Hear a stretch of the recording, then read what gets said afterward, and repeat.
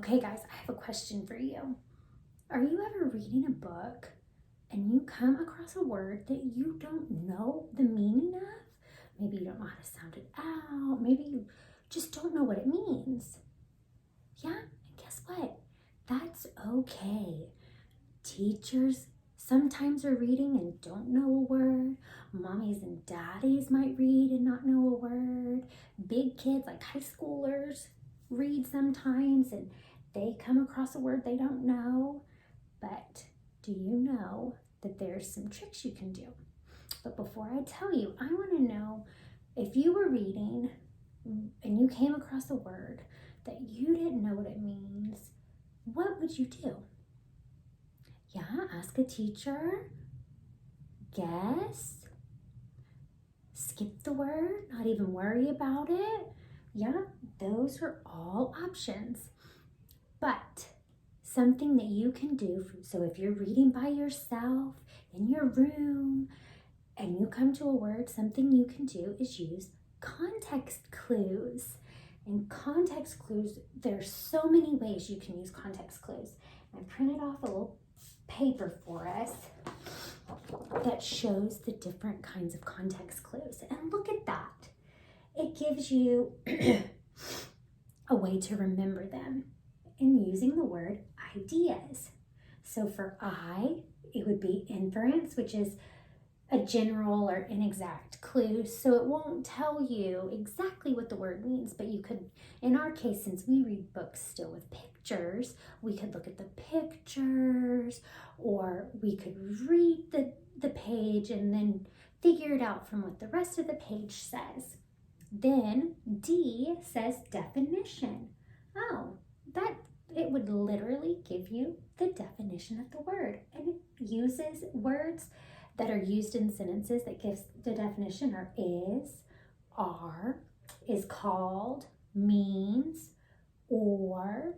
So if you read a sentence and you don't know a word and you see these words in it, it probably is going to tell you what that word means. And it gives you an example. It says, brick made of clay is called adobe.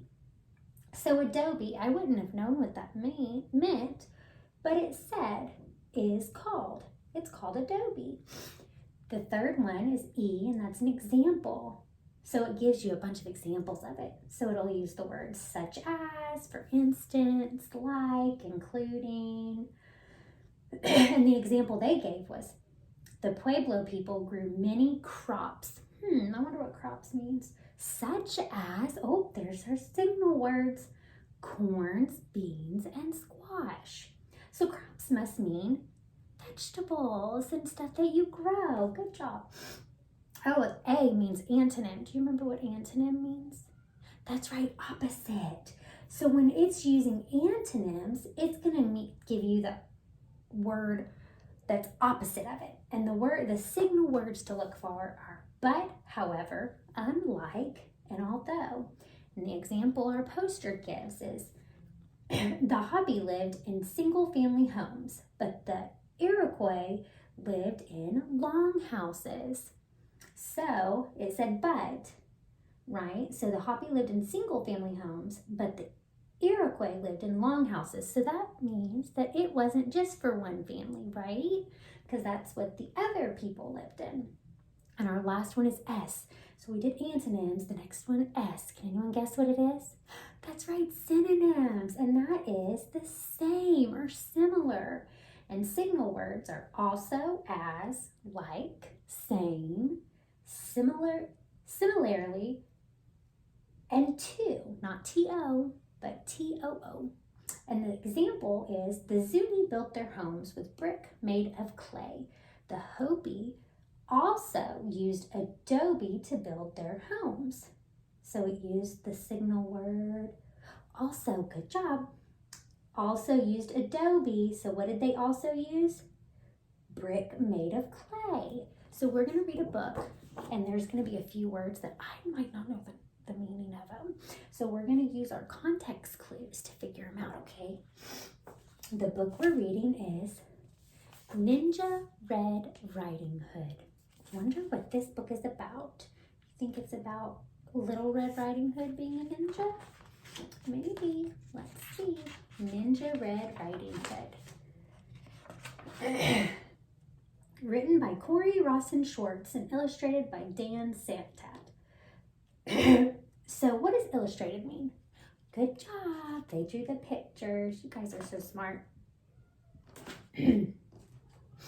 Once upon a ninja-filled time, a wolf couldn't catch any prey. I don't know what prey means.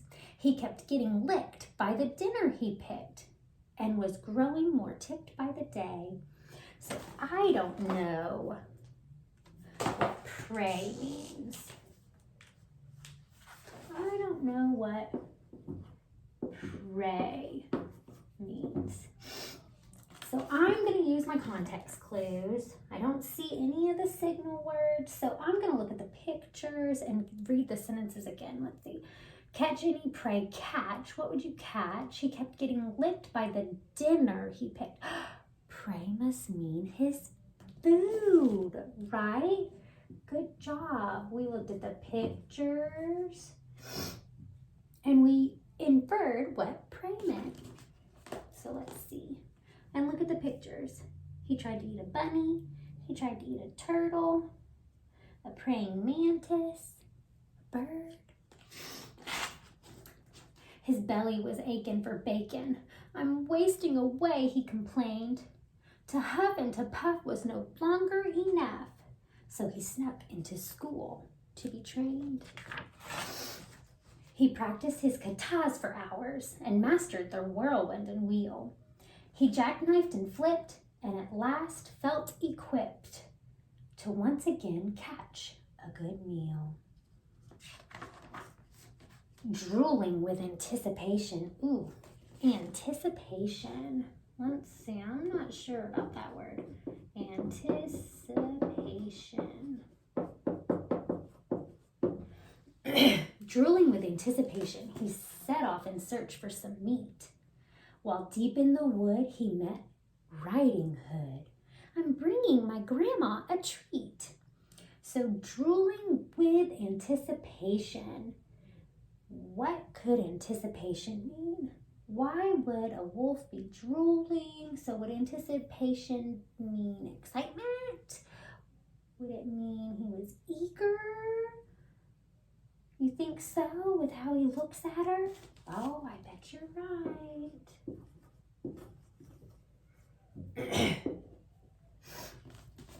The wolf licked his chops when he saw her and hastily thought up a plan.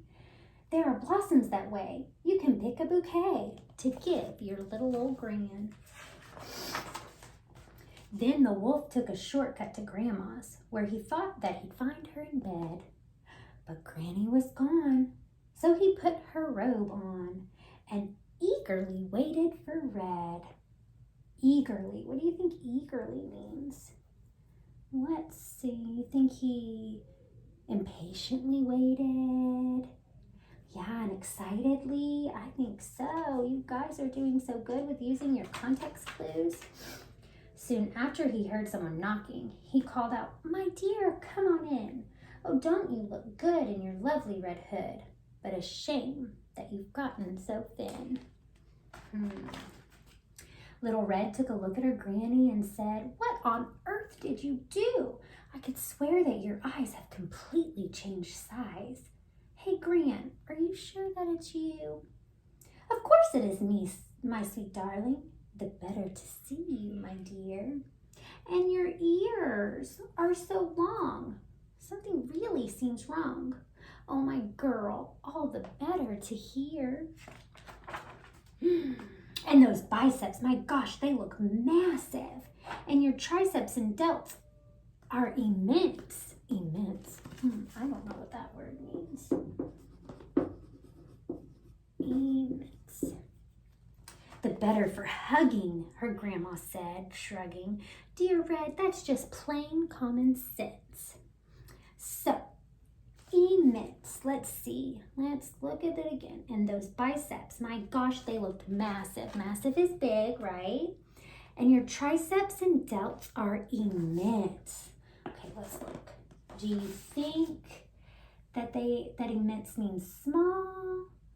Or do you think that immense means big and hard and tough? By looking at our picture and by reading the words before, my gosh, they look massive. You think that it means big? I think so too. You guys are so smart.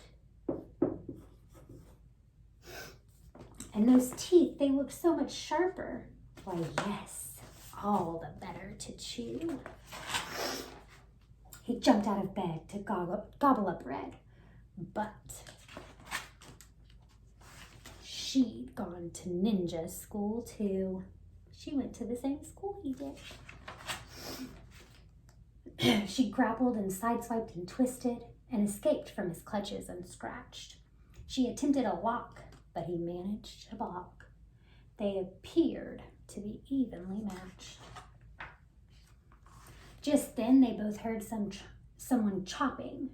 A woodsman, Red thought, but instead it was Gran in her G. She'd just come from Tai Chi. Tai Chi, what's that word? Don't you dare harm a hair on her head. What is Tai Chi? What do you think Tai Chi is? Look at Gran. Do you think it's like a karate and a taekwondo? Yeah? The wolf took a swing at that instant, but Red deftly dodged the attack. Dodged.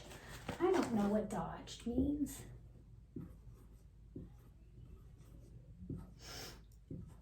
Dodged.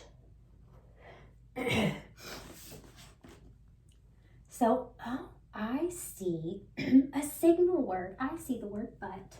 So the wolf took a swing at that instant, but Red definitely dodged the attack. So did she swing back? Did she move? You think it means moved? Because he swung and instead of hitting, he missed? I think so. So she missed. Good job. She got a good grip, threw him over her hip, and the wolf wound up flat on his back. I'll skedaddle, the wolf said in anguish as he shrugged back up on his feet. Just a second, you beast. You will not be released till you promise to give up red meat. Though his tummy still rumbled with hunger, the wolf faced his rival and bowed. Ninja Red, you have won. My meat days are done. Oh, Red Chan, said Gran, I'm so proud. Then Red and the wolf bowed politely, and Gran gave him half of her peach pie. The wolf was a mess. He'd had way too much stress. I guess I'll give yoga a try.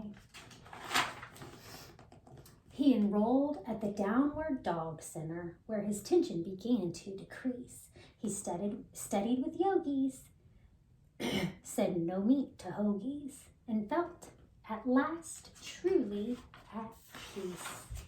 And look at him. At peace. Good job, you guys. So we used our context clues to find out what 4 words meant. And as we get older and we keep reading and we read more books, we're going to have to use more context clues. We're going to have to look, instead of looking at the pictures like we did most of the times for these, we're going to have to look for our signal words. And we'll have to remember what the signal words go to. But this is going to be up on the wall when we're reading. So if you ever come across a word you don't know, you can look at this and try to figure out what context clue strategy you might use. I think you did a great job though, and I know that it's going to come in great handy when we're done. Okay, so to further this strategy and to implement it throughout the year, I would have them pick books and do pages. I'd give them a notebook or journal where they would write the words that they read in the book that they don't know. and which context clue out of ideas they would use to figure out the word, and then I'd have them write what conclusion they came to the word meant. We'd also would do worksheets with, I'd give them, a couple of sentences, and then they'd have to tell me what the word meant, and then they'd have to tell me what signal word was in the sentences that made them get to that conclusion. And by the end of second grade, they will be ready to read and figure out words.